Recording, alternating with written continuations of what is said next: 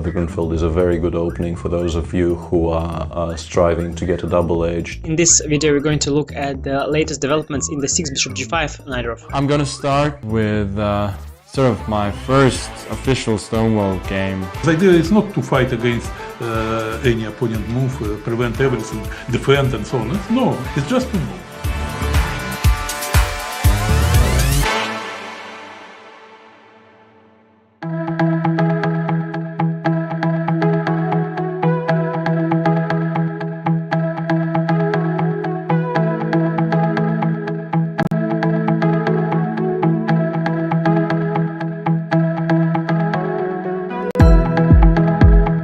B3, A5.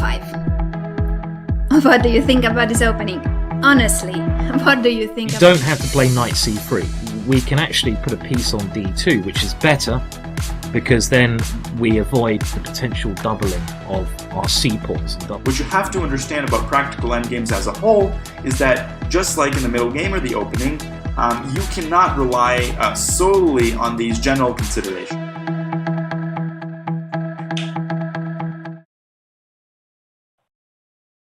Hello everyone, welcome to another Banter Blitz session with me. Right after the tense final game in the candidates tournament. Yeah, it was quite a marathon. 7 hours, 7 hours 5 minutes, I believe. It was a crazy game. Definitely entertaining chess today. I will also try to entertain you with some blitz. So feel free to challenge me.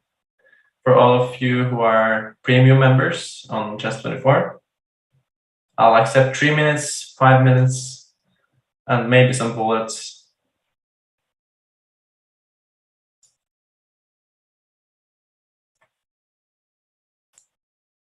All right, let's start with the first game against Monkey King from Turkey.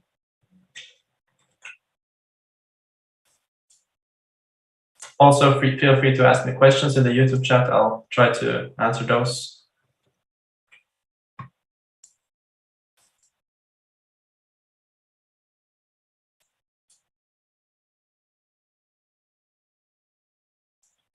This opening is called the Shkara Gambit. It's an opening where black sacrifices a pawn, but usually gets decent compensation for it. Now, actually, we sacrifice the second pawn. We can take on b7. But that's quite risky. After knight c6, black gets a huge development advantage. So queen d1 is the normal move, and the way my opponent is playing is standard stuff. Bishop e2 is logical, castle, knight e5. This is kind of important position in this Shkara opening. Again, white is a pawn up, but black has very active pieces, so it's quite fun to play on blitz.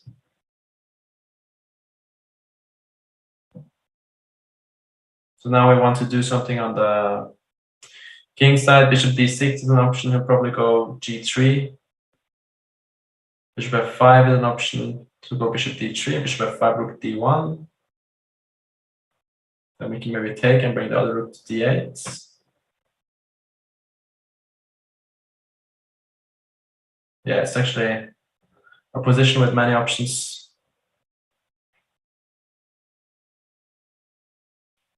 Just have to choose which of them to go for.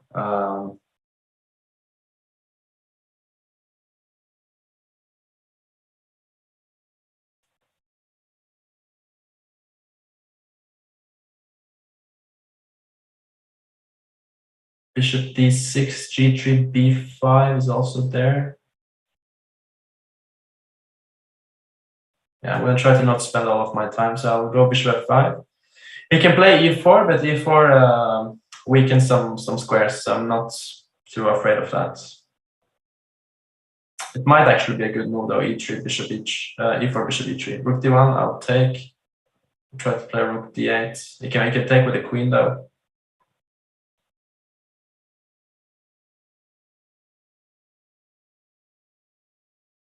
When you don't know what to do, always play h5.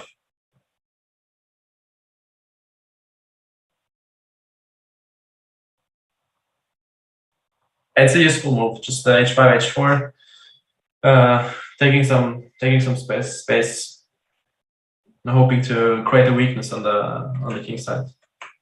He actually takes it. I didn't expect that.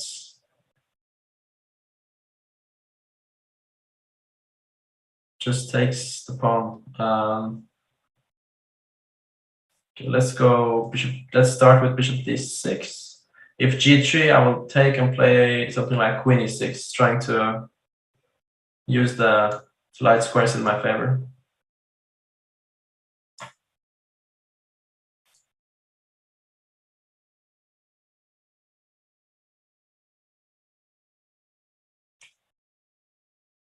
Hikaru played a very impressive game today. This maneuver with knight h1 was, yeah, something very unexpected. But he just he won a very good game. He played so precise when he got the advantage. It was definitely not easy.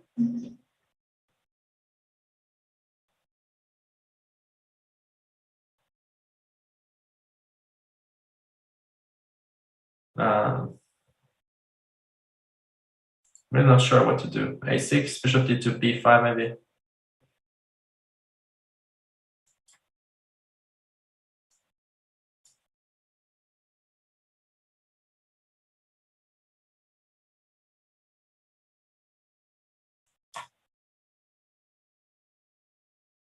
He's actually playing very well.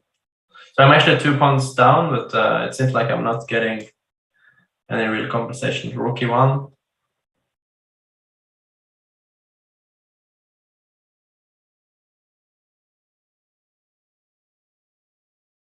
After rook e1, I want to play f5.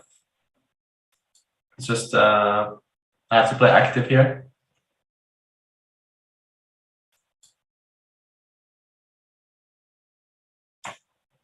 At least we got 1 pawn back. Now I want to try to put the bishop to f3. Bishop g4.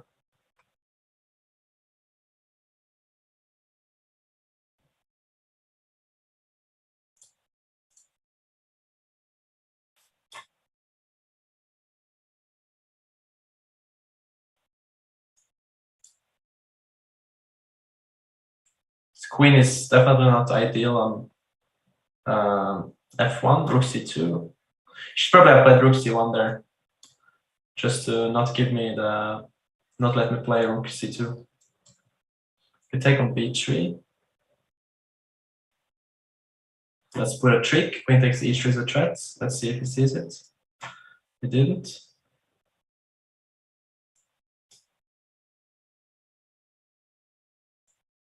Bishop g4 is mate. He played very well there for, I think, the first 25 moves. I definitely didn't have enough compensation for 2 pawns there, but yeah, it's not easy to play to defend the blitz. But let's play Ops Kitty. We played him in the previous Banter Blitzes too. Let's see if he's here.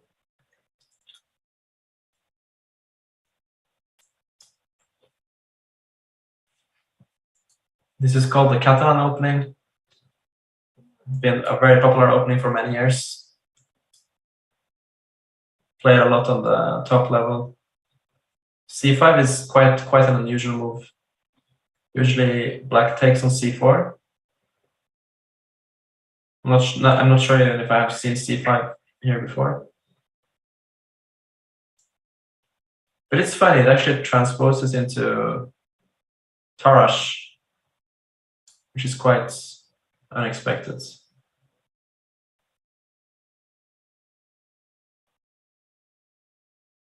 go b3.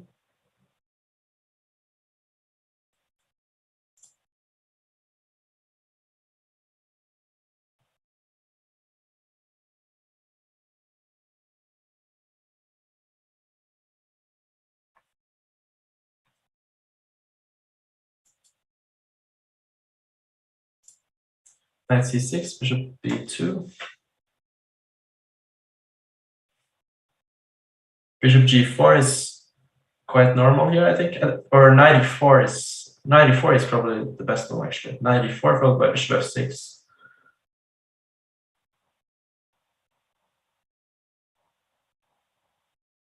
Knight c3.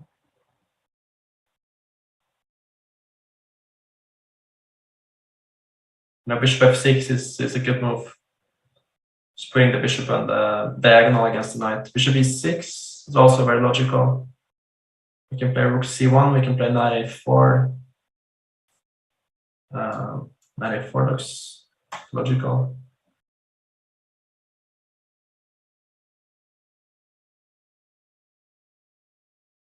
Still bishop f6 is, no, actually bishop f6 now is it's not as good as it was, because we can take on c5. Anyway, we'll probably reach this position where black has the isolated pawn. So there, yeah, that's a d5 pawn, but it's very well protected, so it's hard to make it a weakness. Rook c1.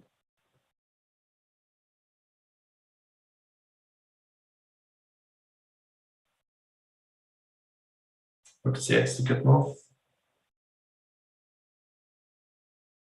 Now we have the option to take on e6 and take on e4, and then he gets some not the nicest double pawns.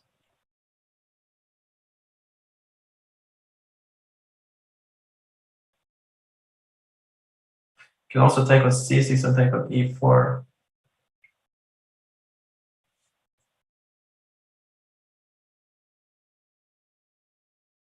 Not quite sure. I'm going to go for knight c6, bishop e4.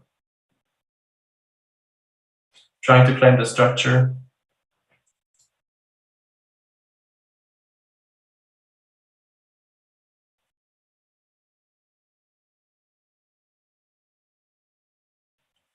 Okay, bishop b2 was I think a blunder from his part, because he missed this intermezzo.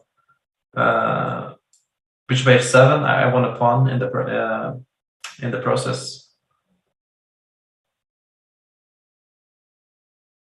He should just have taken on e4, but maybe I was slightly better there after trading everything in the endgame because of this pawn structure.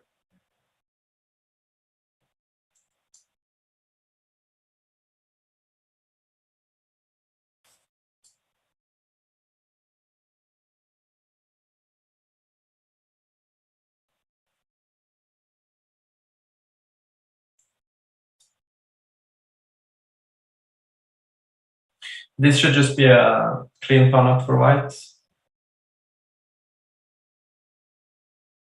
I mean, he has some light square control, but it's very hard for him to make use of it. Now bishop takes e2 fails to rook e1, winning a piece.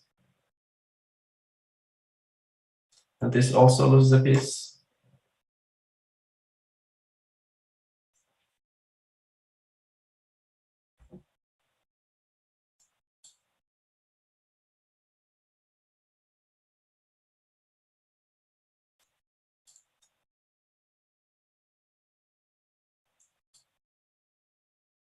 Trying to get to the c6 pawn.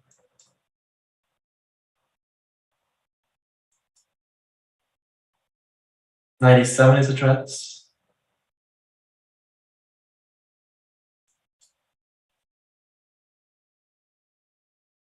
Okay, I see some very nice tactics here. If queen d7, I hope he's gonna play queen d7.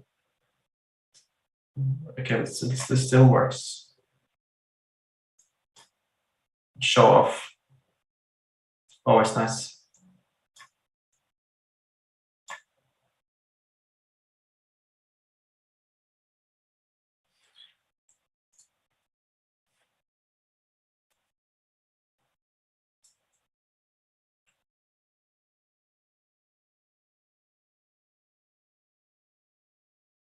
Let's play Cispal from Greece.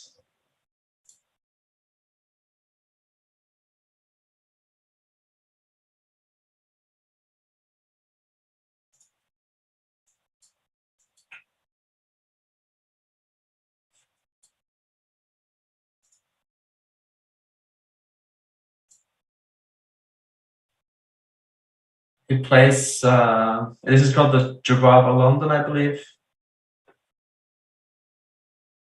Very tricky opening.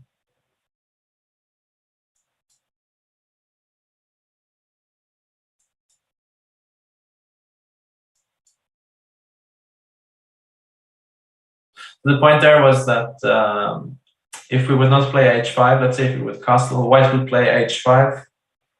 And if we would take it, white would actually just sacrifice an exchange. And it's actually a very healthy sacrifice for white. Like white gets a good position if he gets to play h5 and sacrifices the exchange, because he gets a lot of activity in that position. I think they usually go 95 here.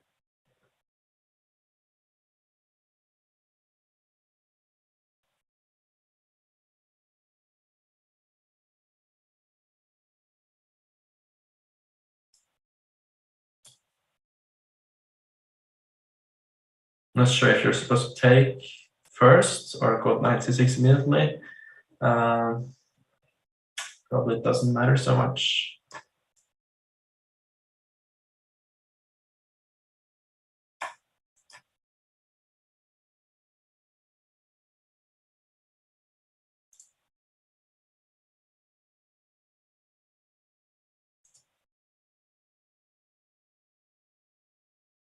Queen d2 is very logical, trying to castle long.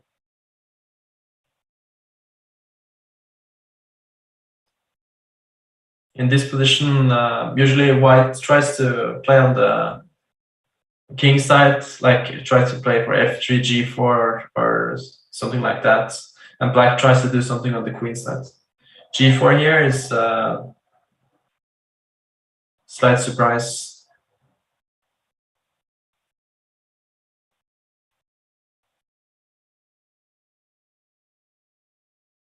I think I can take it probably.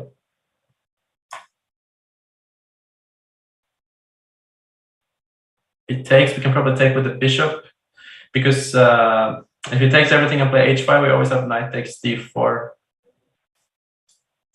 So I hope that's gonna work out. The f3 is a bad move,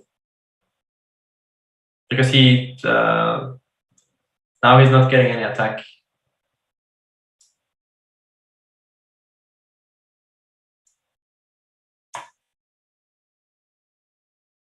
Should probably have tried knight takes g4 and h5, because if he cannot open the h file, this operation was not successful.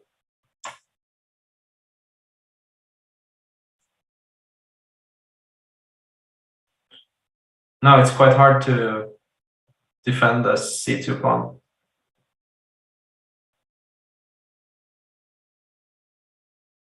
I'm hoping for a3 so we can take and go to a1 and mate on b3.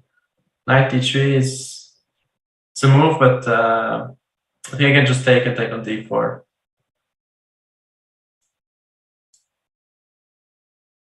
Also take with the bishop and take on d4. Maybe this looks very logical.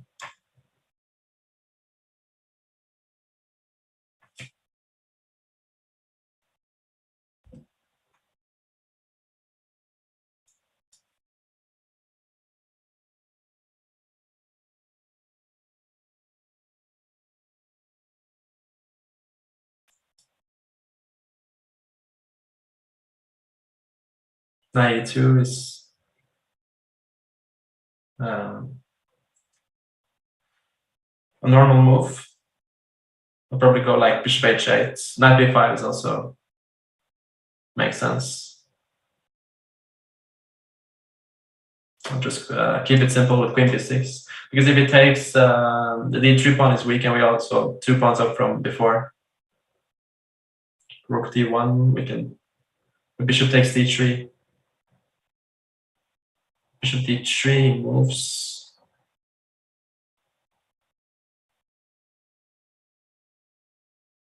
Or we can just take here.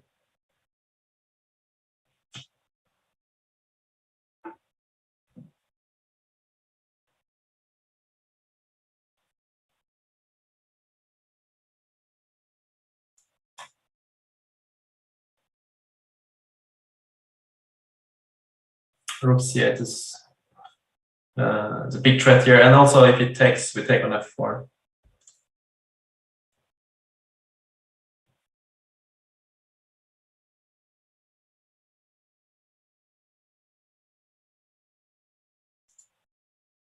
Oh, I should spin up.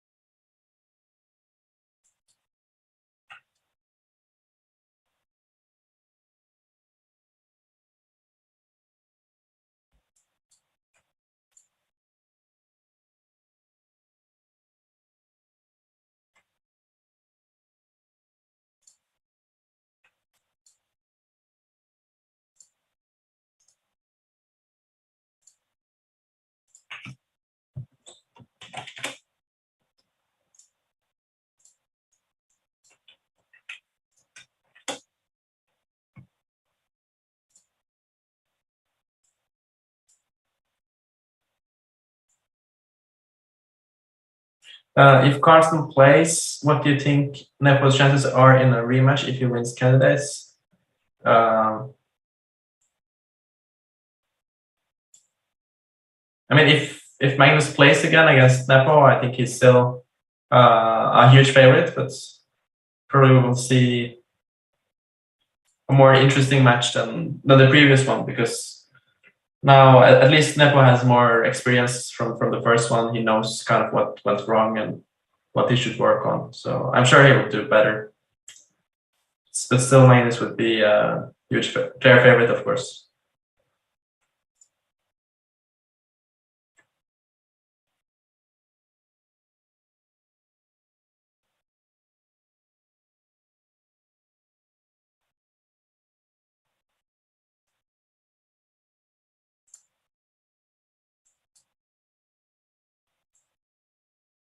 I'll try to play for e4 here, open up the position.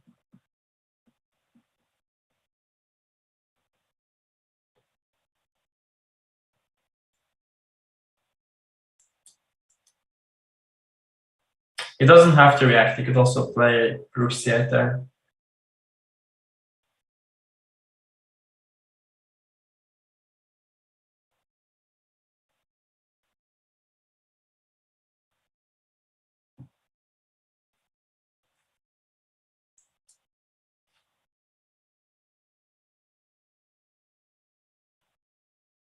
It's usually an achievement for white if white can play c5 and make this bishop on b7 bad. Usually black wants to play c5 himself before white gets to play c5 to activate the bishop. But in this situation, I think white should be better because we have more space. And black, of course, has this nice d5 square, but it's just easier for white to play. It's just one square for black.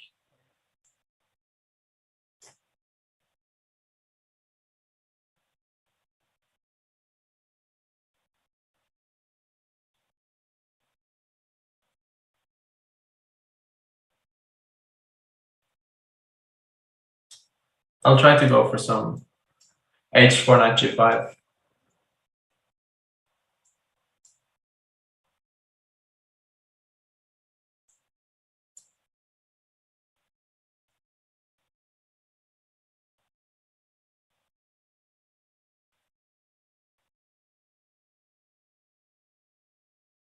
This is just very passive for black. It's like very difficult to get any counterplay. Like he has this nice knight on d5, but it's very hard to find a plan. Now we can consider to just take. I wanted to play a5, but I forgot that this pawn was hanging, so a bit stupid. To protect.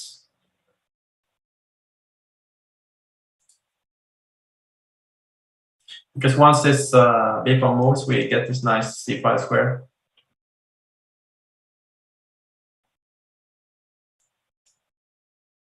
But he plays well. He should put the bishop on b5.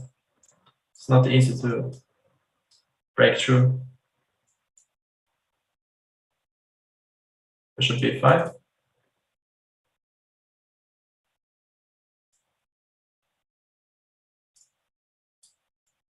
Not sure exactly what I should do, but bishop b4 makes sense.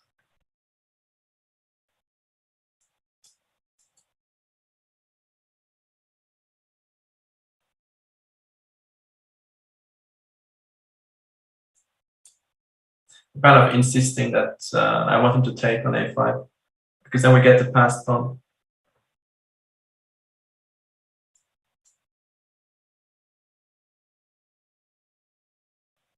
Playing for some queen c2, knight f6, knight d7 maybe.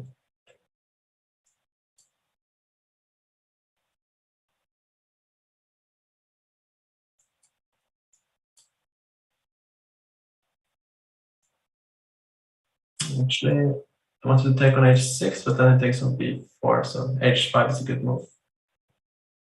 Now it collapses for black. Next move.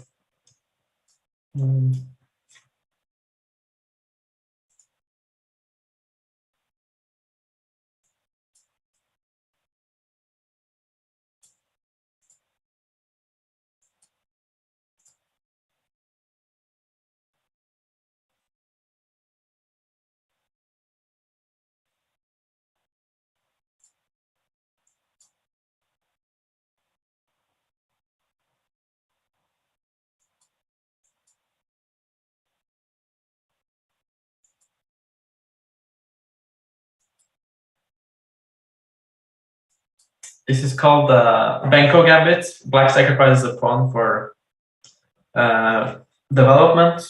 It was actually much more popular back in the days, like 10, 15 years ago. It was quite often seen on top level even. But these days, things have changed a lot. Like black should have taken on f1 for sure, because now then at least he didn't let me to castle. But here I just to clean pawn up, and I can also castle. So I think he misplayed it. Maybe I should have played f4.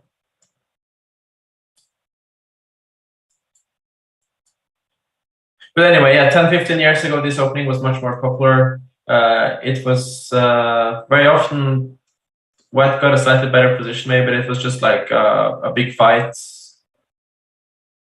But these days, with modern computers, it's very hard to make this opening work, because the engines are very often giving like over +1 for white. And yeah, it's just one of those openings that's changed a lot with modern times.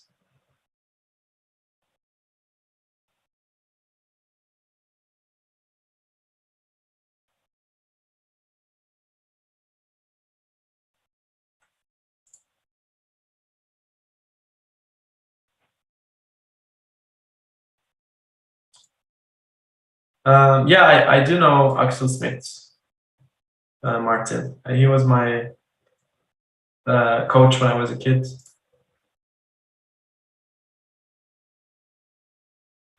Knight g4 is interesting. He's trying to play knight e5, but I think it actually blunders a piece. It's not clear. If I wanted to go a3, the queen b3, knight a5, queen takes b2, rook a2, rook a2, queen b6, knight c4, queen b3, But I think it should work out. Let's try.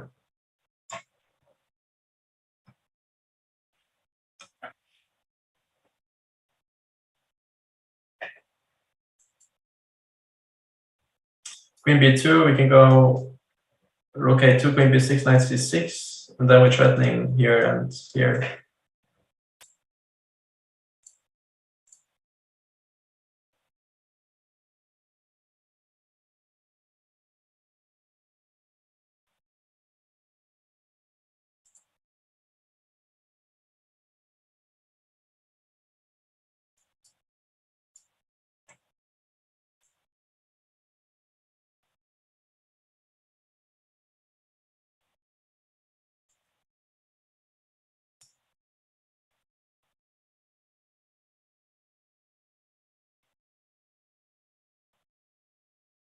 Yeah, that was probably not have allowed that.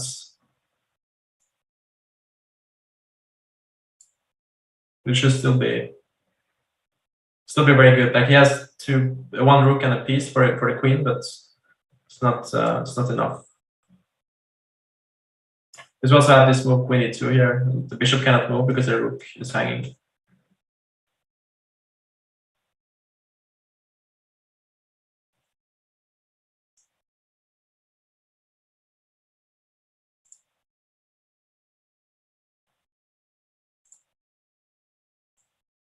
My predictions for the candidates now is that, of course, after Fabi lost today, Nepo is huge favorites. I mean, he was a favorite even before today, but now it's like 1 point lead. It's going to be very hard for anyone to catch up.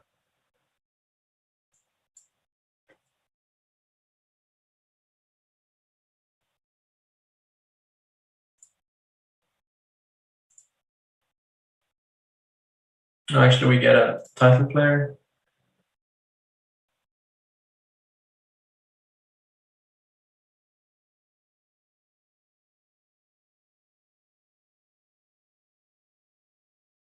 All right.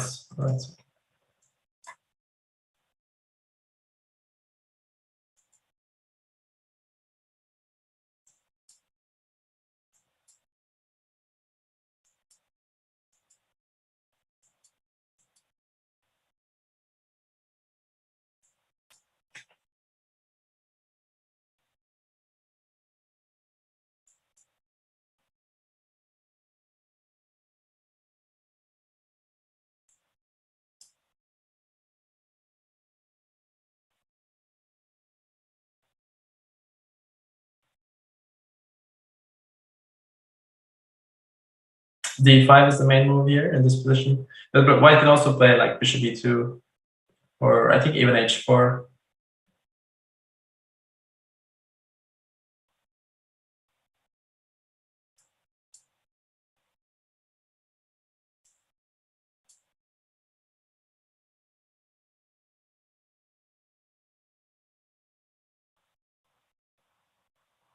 I think white usually takes with the bishop here. Because if you take with a knight, black can play knight c6, knight d4.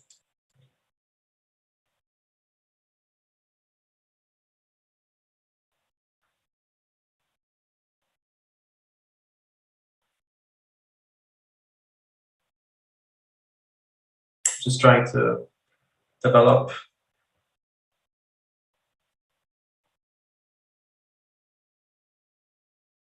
I'm not sure about bishop b4 because if he takes on e7, we always have rook e8.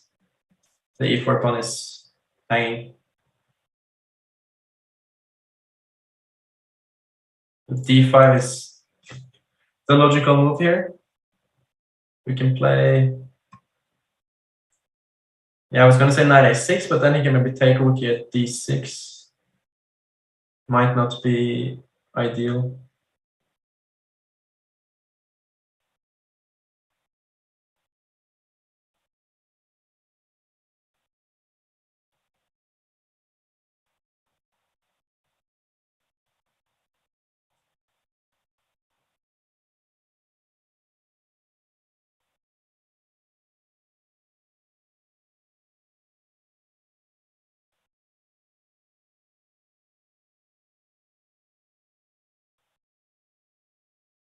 Bishop b5 was actually maybe not so stupid as I thought.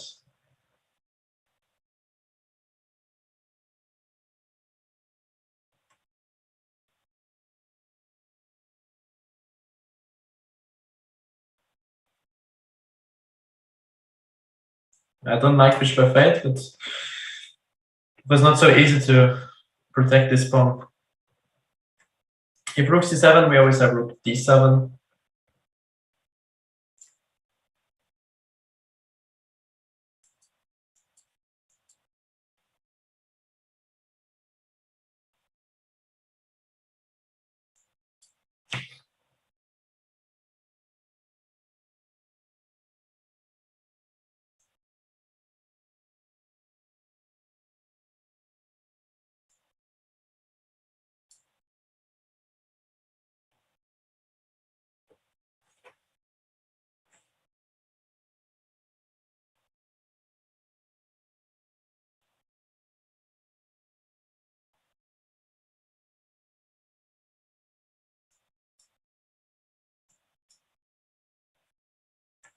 Knight c6, I think we have to go bishop b5 and then take it. Oh, now he's setting up some stuff. Not sure if this is a threat, but probably not.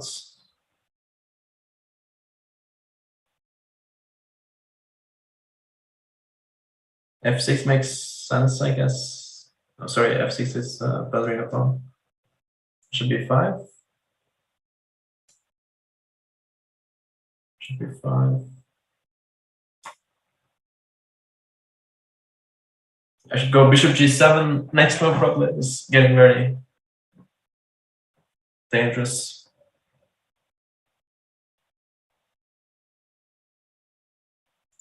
If knight c6, we have to go f6.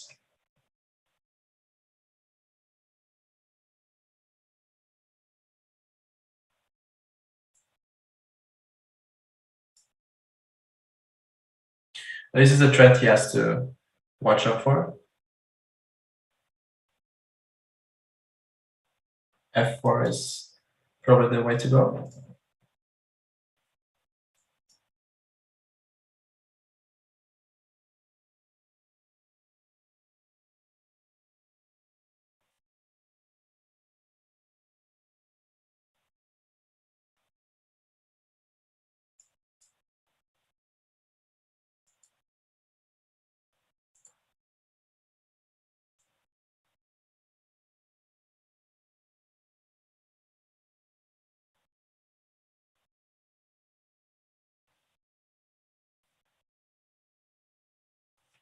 Yeah, this is very dangerous. His knight is good and he's trying to push the pawns.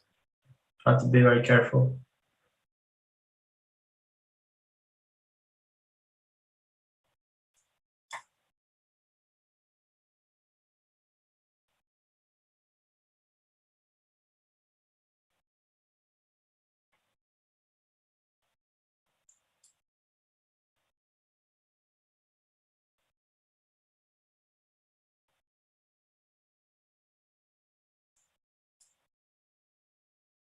Trying to play for rook e7, I was gonna say, but no, I just played very bad.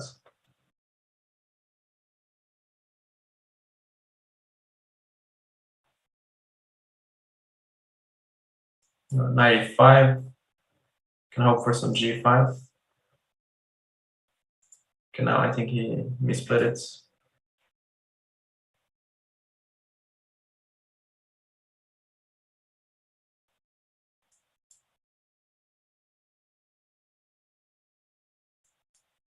Oh, we actually have increment. I didn't realize before now.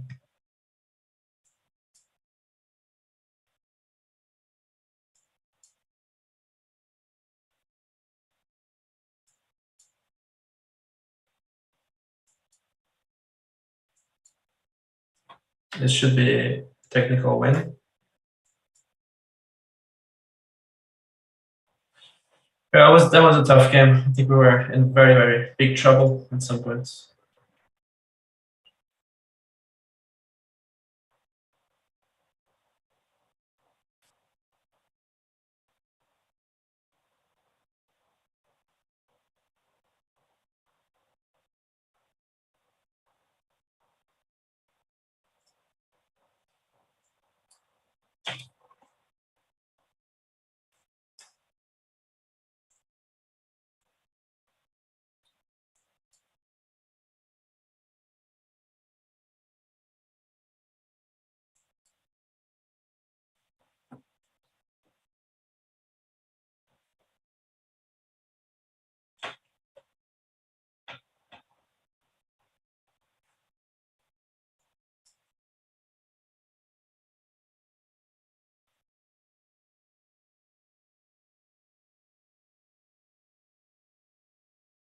e6. Sorry, I mean queen b6. I'll go knight c3. I think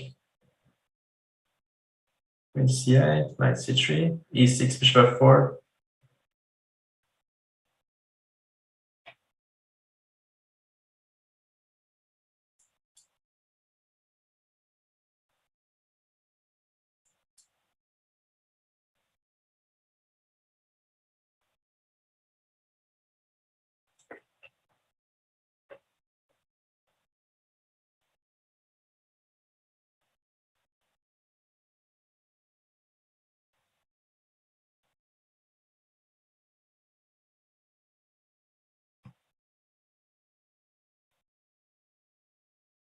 a5 is probably a good move.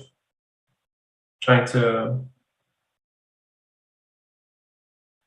play very active. a4, b4, so we have to take care of stuff. You go a4, b4.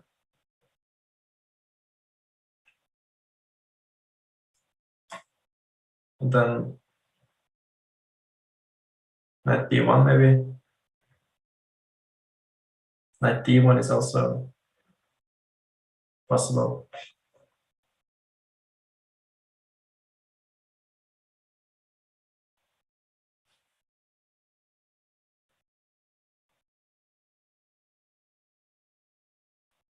Let's go knight d1. If e6, we can go knight e3. At least we're getting, we're threatening the bishop with tempo.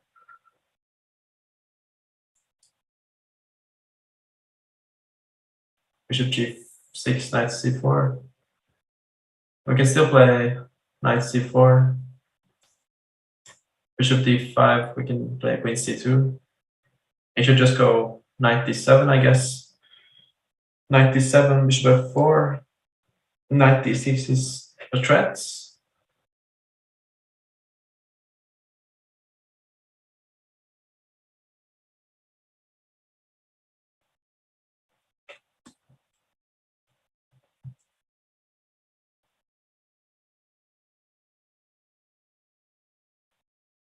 e3 or queen c2. So we can always step out of this diagonal later. We can just play queen c2 for now.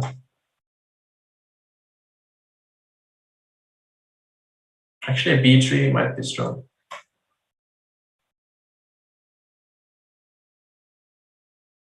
I think bishop takes c4 was a bad move. Now we just have the bishop pair and a better position.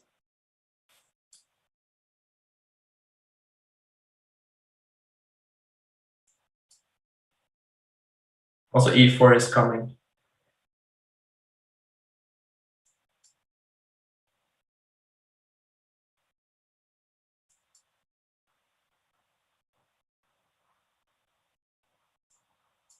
Should probably try to play for c5.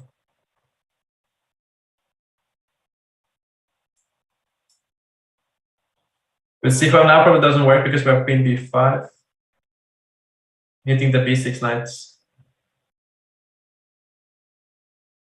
I think this is kind of failing tactically. Queen d4, we take and take on c6.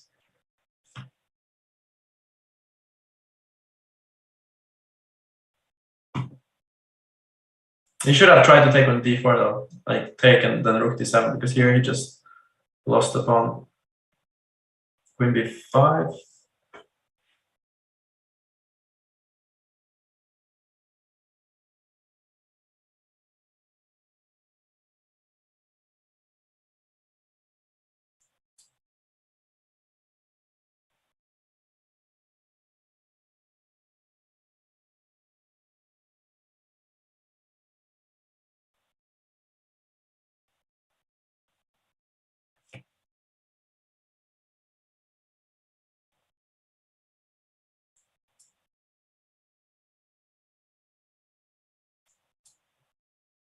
Knight e7 is a threat.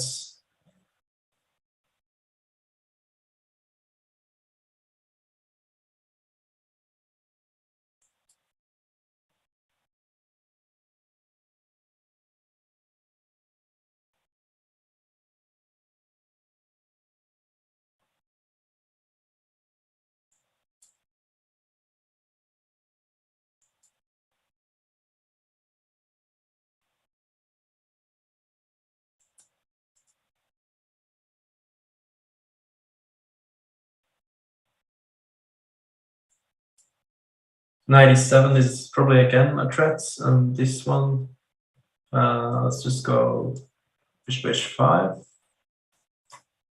Oh, I thought there was increment. There was actually no increment. Yeah, for some reason I thought he was getting extra time there. Like at first, of course, I didn't think it was increment because it's never increment in these Banter Blitzes, but I'm pretty sure I saw he got 2 seconds on one move there. So in my head, I was thinking it was increment. I almost lost some time. Okay, let's do one last. Is there any bullet challenges?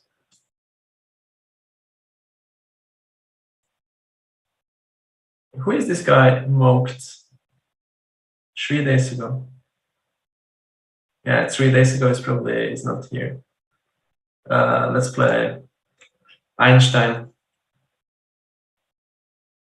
Let's see how smart he is.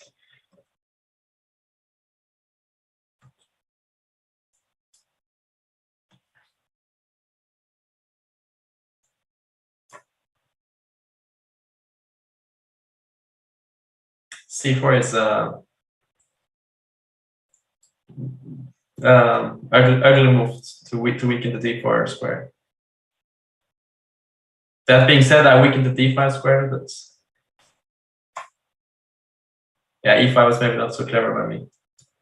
Let's try to make it interesting with h5.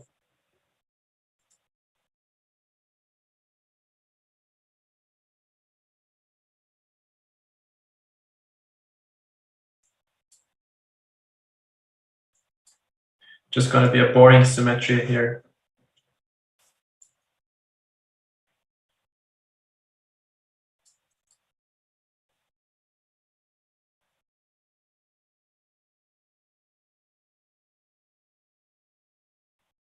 Let's try knight d4.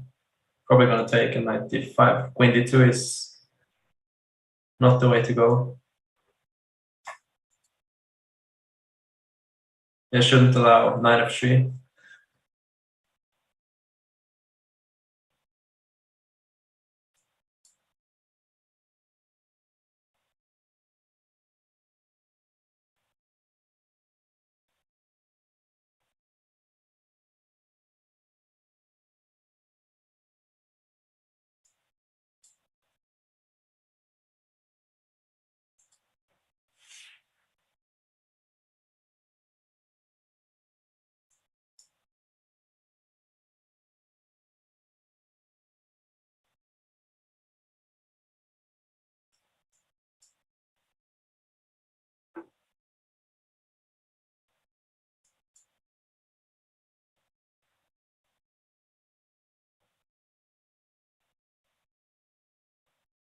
Should probably play like knight f3.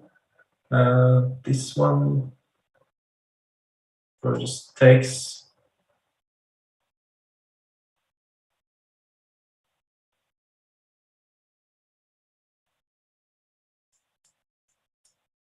I'm going to try to play rook e8 and play for f5. Because without the light squared bishop for him, it's just a very, very unpleasant position. It's just king is going to be too weak.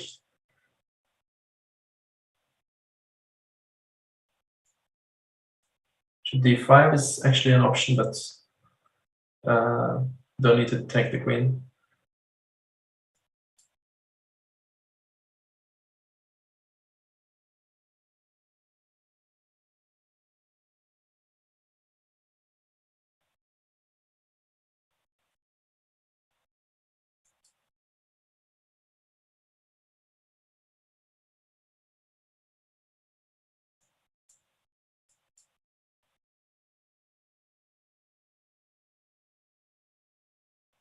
Should have included bishop e4. Don't know why. Because then knight g4 would be mating threats. This is of course still very good.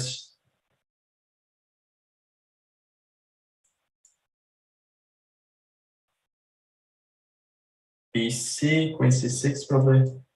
Bishop e4. Let's try to be a bit funny here with bishop b2, hoping for knight c4, rook f2 mates. Okay, so it's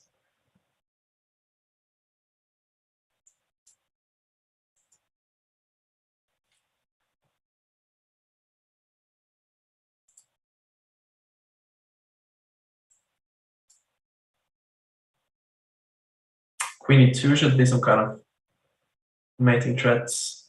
Bishop g1 is also threats.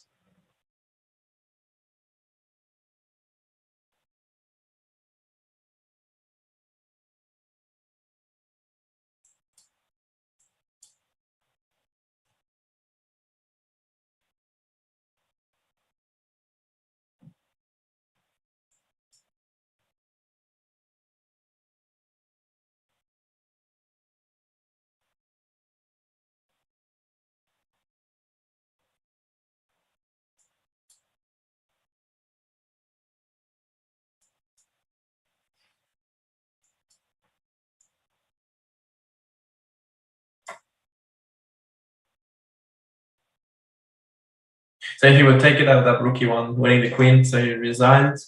Yeah, today was a short session, guys, but I'll be back another time to play more Banter Blitz. Always fun. So that was a long day of chess. I hope you enjoyed the candidates followed by the Banter Blitz. Take care, guys. See you soon. Have a good one.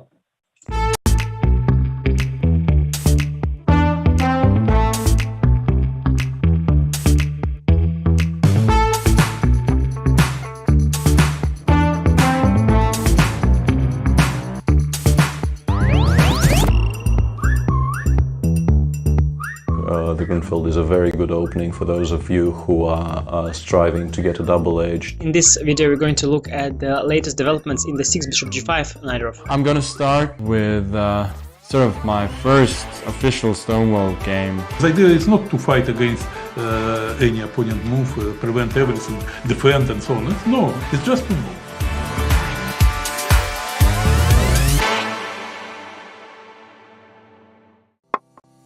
Welcome to the new Chess24 playing experience.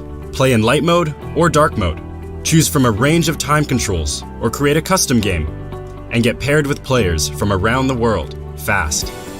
Enjoy a polished playing experience while making moves on a fresh, responsive board to claim your victories. Train and improve with over 80,000 puzzles. And that's not all. Download now and discover what more you can enjoy in our brand new app.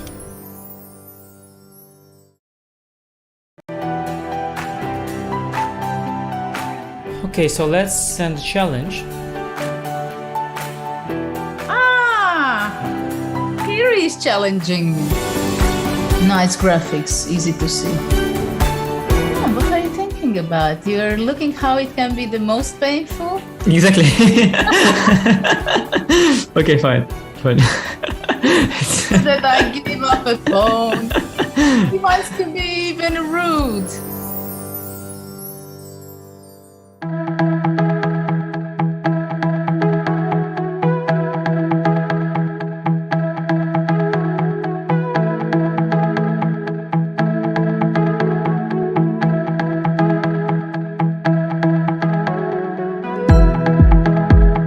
B3, A5. What do you think about this opening? Honestly, what do you think? You don't have to play knight c3. We can actually put a piece on d2, which is better because then we avoid the potential doubling of our c-pawns. What you have to understand about practical endgames as a whole is that just like in the middle game or the opening, you cannot rely solely on these general considerations.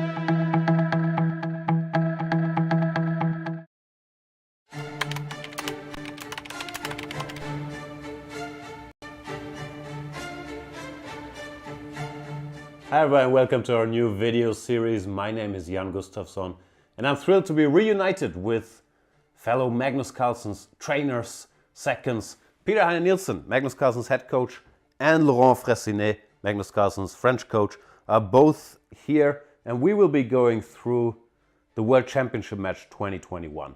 Our experiences with it, the games, what we prepared, where we felt things went well, where we felt things didn't go well. Peter, we have different perspectives because we were in different locations. Very much. I'm looking forward to talking to you guys about it because you were in Thailand during all the match and I was in Dubai with Magnus and his non-chess team. So I see some kind of debriefing where we will discuss what was the mood in Dubai, what was happening in the technical department in Thailand, and we got to sort of basically compare notes and get the two kind of inside looks from the match. Very much so. And Laurent, we are actually in your private home. Thanks for having us. It's a big pleasure to welcome both of you, and I'm sure it will be interesting to talk to you guys about the match. Likewise. So we hope you guys enjoy the series with our behind-the-scenes insights. See you then.